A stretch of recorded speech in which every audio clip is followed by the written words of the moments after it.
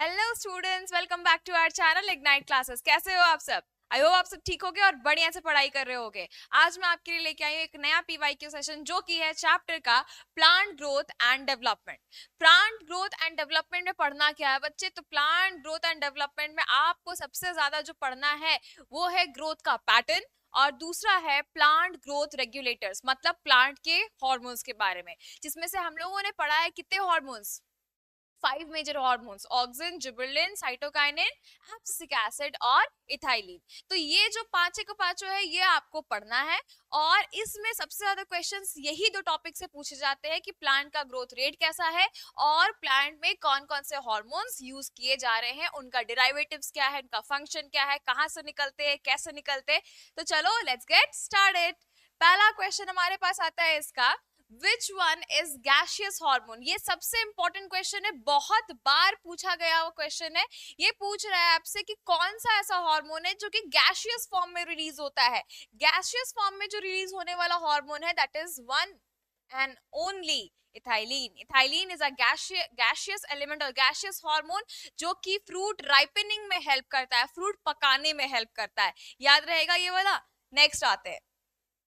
Next question है, हेट्रोफाइल refers to. Hetero का मतलब क्या होता है बच्चे? हेट्रो का मतलब होता है डिफरेंट, और फाइल का मतलब है लीव। तो लीव्स कैसे? Different leaves, different kind of leaves यहाँ पे आ रहे हैं। हेट्रोफाइल में क्या होगा? Different forms of leaf in a plant. एक प्लांट में दो अलग अलग तरह के लीफ को कहते हैं हेट्रोफाइल। तो हमारा ऑप्शन डी करेक्ट होगा। ठीक है, नेक्स्ट क्वेश्चन आते हैं।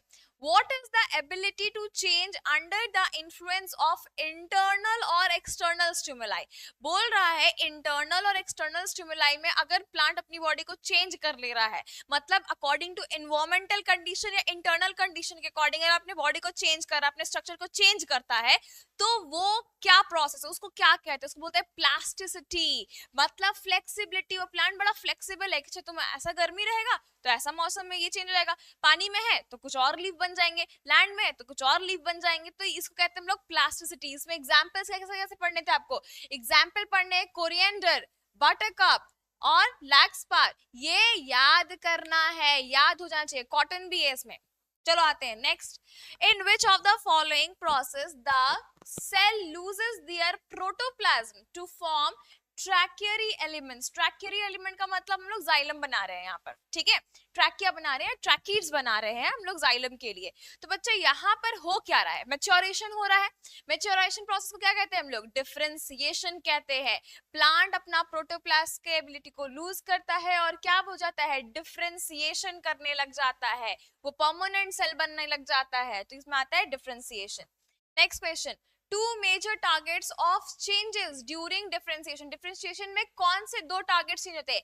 पहला सेल वॉल और दूसरा प्रोटोप्लाज्म। तो both A and B.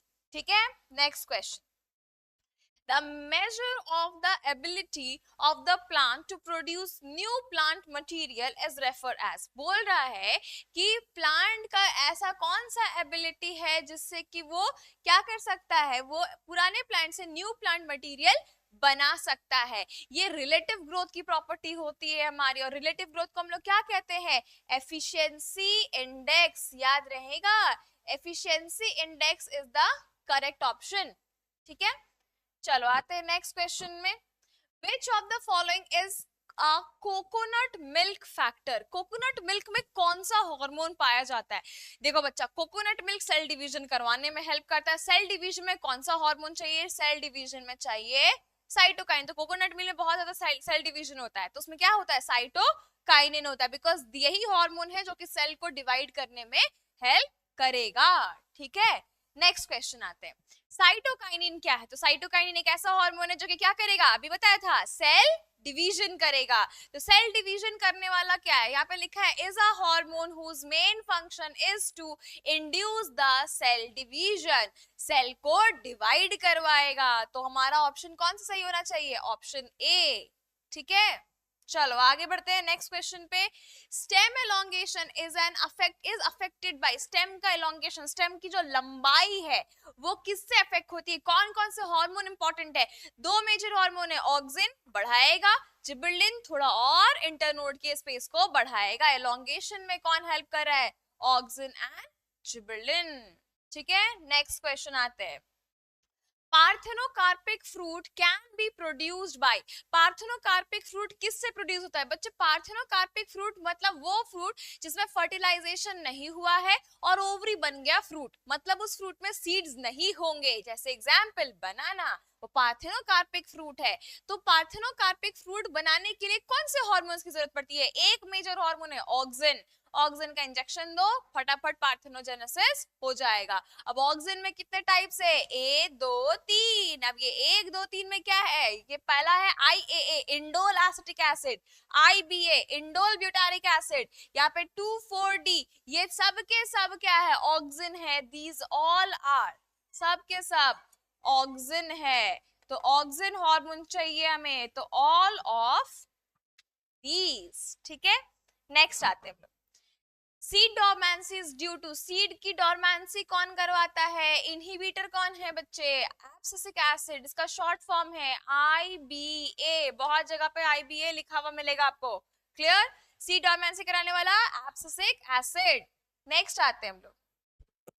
The precursor of gibberellic acid, gibberellic acid का प्रीकर्सर मतलब जिबरलिक एसिड किससे बना है? जितने भी जिबरलिक एसिड्स है वो टर्पीन के डेरिवेटिव्स होते हैं, टर्पीन डेरिवेटिव्स होते हैं। याद रहेगा किसके डेरिवेटिव्स है? टर्पीन डेरिवेटिव्स है। नेक्स्ट आते हैं। Development is some of, development को हम क्या कहते हैं? डेवलपमेंट का मतलब होता है डिफरेंशिएशन एंड ग्रोथ। ग्रोथ और डिफरेंशिएशन मिलाकर क्या बोलते हैं हम उसको? उसको कहते हैं हम लोग डेवलपमेंट कहते हैं। तो अगर प्लांट का डेवलपमेंट हो रहा है मतलब ग्रोथ हुआ, और उसके बाद क्या? डिफरेंशिएशन हुआ मतलब उसका मैच्योरेशन। तो क्या लिखेंगे हम लोग? Both A and B option सही होगा। नेक्स्ट क्वेश्चन आते हैं। Rate of growth is slow in, rate of growth कब स्लो होता है? अगर मैं आपको एक ग्राफ दिखाऊं, इस ग्राफ में क्या है? यहाँ पर हम लोग रेट ऑफ ग्रोथ देख रहे हैं, रेट ऑफ ग्रोथ या एलोंगेशन, और ये है हमारा टाइम पीरियड। ठीक है, यहाँ पर होगा क्या? यहाँ पर ये जो है ये फेज ऐसे बढ़ता है ग्रोथ। टाइम के अकॉर्डिंग पहले ग्रोथ बहुत ही कम दिख रहा था या नहीं दिख रहा था, तो ये वाला जो फेज आपको यहाँ पर दिख रहा है यहाँ से यहाँ तक का, this is called as lag phase, जहां पर ग्रोथ उतना ज्यादा दिखाई नहीं दे रहा है। फिर यहाँ से देख रहे हो तो बहुत ज्यादा ग्रोथ कर गया है, ये ग्रोथ को हम क्या कहते हैं? This growth is called as, इसको कहते हैं हम लोग लॉग फेज या एक्सपोनेंशियल फेज। और उसके बाद फिर आता है हमारा stationary, stationary phase. Stationary phase मतलब या स्टैटिक फेज, अब ग्रोथ कांस्टेंट हो गया, स्टेशनरी आप कह सकते हो या फिर स्टैटिक, स्टैटिक फेज हो गया। तो कौन से फेज में क्या बोल रहा है? ग्रोथ काफी स्लो है, लॉग लैग फेज में बहुत ही कम है, लॉग फेज में बहुत ज्यादा, और स्टेशनरी बिल्कुल खत्म मतलब कांस्टेंट हो गया है। तो यहाँ पर लैग फेज, लैग फेज जो है ये हमारा करेक्ट ऑप्शन होगा। लैग फेज में क्या है? ग्रोथ स्लो है। ये ग्रोथ का कौन सा ग्राफ है? ये हमारा ज्योमेट्रिक ग्रोथ रेट का ग्राफ है। ज्योमेट्रिक ग्रोथ रेट याद करिएगा और पढ़िएगा। नेक्स्ट आते हैं automatic, automatic auxanometer is used for measuring. Auxanometer मतलब ऑक्सीजन वाला है ना, और ऑक्सीजन सबसे ज्यादा कहाँ होता है? टिप ऑफ द शूट पे प्रेजेंट होता है। तो क्या बढ़ाएगा बच्चा? तो ऑक्सैनोमीटर ऑक्सीजन कैलकुलेट करता है कि कितना ऑक्सीजन है। तो इससे क्या पता चलता है कि प्लांट का हाइट क्या हो रहा है? इंक्रीज लेंथ हो रहा है, इंक्रीज इन लेंथ। ठीक है, नेक्स्ट क्वेश्चन आते हैं। What is the main source of cytokinin? Cytokinin कहाँ पे सबसे ज्यादा सिंथेसाइज होता है? रूट्स में होता है। सबसे ज्यादा सिंथेसिस ऑफ साइटोकाइनिन कहाँ है? रूट्स में। ये पॉइंट बिल्कुल बेसिक है, बहुत ज्यादा क्वेश्चन पूछे जाने वाले हैं और आएगा ही आएगा। तो साइटोकाइनिन कहाँ बनता है? रूट्स में बनता है। नेक्स्ट क्वेश्चन आते हैं। Dash is used as weedicide, इसको हम लोग एज अ वीडीसाइड के तौर पर यूज करते हैं। ये एक तरह का ऑक्सीजन है बच्चा। 2,4-D को हम लोग एज अ वीडीसाइड या हर्बिसाइड के तौर पर यूज करते हैं। नेक्स्ट आते हैं। Abscisic acid treatment results in, abscisic acid से अगर हम ट्रीटमेंट करेंगे तो क्या होगा? लीफ एक्सपेंशन नहीं, एब्सिसिक एसिड ग्रोथ का इनहिबिटर है। स्टेम एलोंगेशन नहीं, ग्रोथ इनहिबिटर है तो।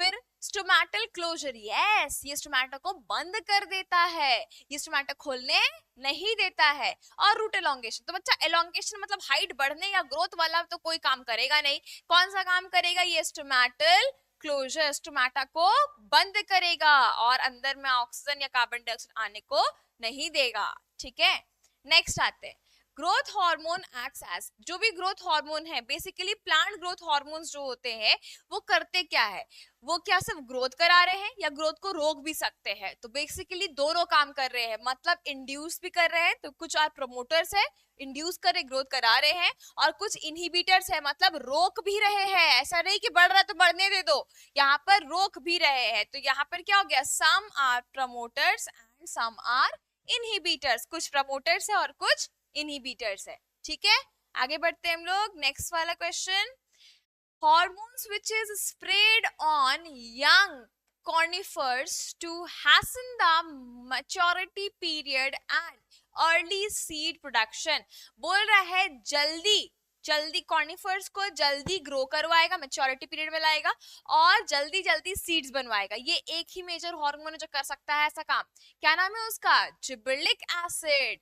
तो यहाँ पर जिबर्लिन है हमारा ऑप्शन में। ठीक है, नेक्स्ट आते हैं, ethylene is connected with, ethylene किससे कनेक्टेड है, इथाइलिन के अकॉर्डिंग क्या हो रहा है, इथाइलिन क्या कराता है, एरोबिक रेस्पिरेशन ना, क्लाइमेट क्लाइमेट वाला क्लाइमेटिक रेस्पिरेशन, बिल्कुल क्लाइमेटिक रेस्पिरेशन कराएगा।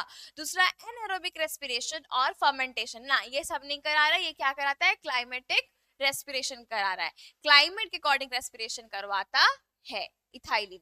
ठीक है, नेक्स्ट आ रहे हैं, PGR of which of the following chemical nature is helpful in wine production, बोल रहा है कि प्लांट ग्रोथ रेगुलेटर्स में से कौन से ऐसे हार्मोन्स है जो कि क्या कर रहे हैं, यहाँ पर वाइन प्रोडक्शन में हेल्प करते हैं। तो वाइन प्रोडक्शन में कौन हेल्प करता है, ऑक्सिन हेल्प करता है, और ऑक्सिन जो है वो क्या है, वो एक तरह का इंडोल कंपाउंड है, इंडोल कंपोनेंट है। ठीक है, चलो आगे बढ़ते हैं हम लोग, next, which of the following is not present naturally in plant, इनमें से कौन सा प्लांट में नेचुरली नहीं मिलता है, ऑक्सिन मिलता है, जिबर्लिन भी मिलता है, यहाँ पर काइनेटिन नहीं मिलता, काइनेटिन एक साइटोकाइनिन के जैसा ही काम करता है लेकिन नेचुरली प्लांट में नहीं मिलता, ये सिंथेटिक हार्मोन है, तो kinetin is a synthetic hormone. Clear, आते हैं इसके लास्ट क्वेश्चन में, primary precursor of IAA is, मतलब IAA का प्रीकर्सर क्या है, IAA क्या है बच्चा, ये है ऑक्सिन, IAA क्या है, ये है ऑक्सिन, ऑक्सिन का प्रीकर्सर क्या है, तो ऑक्सिन का प्रीकर्सर हम लोग जानते हैं इंडोल है, और ये इंडोल किससे बना है, ये इंडोल बना होता है, ये इंडोल बना होता है हमारा ट्रिप्टोफैन से, ये बना होता है ट्रिप्टोफैन से। तो हमारा यहाँ पे ऑप्शन क्या सही होना चाहिए, indole is a tryptophan derivative. ठीक है, कोई दिक्कत यहाँ पर, और आपका इसमें एक इंपॉर्टेंट क्वेश्चन आता है क्या, कि which of the following hormones are very important for ripening of fruit, तो अभी आपको मैंने फर्स्ट में ही बताया था इसका आंसर, आप लोग ये आंसर को कमेंट करोगे जल्दी से कि कौन सा ऐसा हार्मोन है जो कि क्या करता है, जो कि फ्रूट के राइपनिंग में हेल्प करता है, फ्रूट के पकने में हेल्प करता है। कमेंट डाउन द आंसर, मिलते हैं हम लोग नेक्स्ट PYQ सेशन में एक दूसरे चैप्टर के साथ, तब तक के लिए बाय बाय।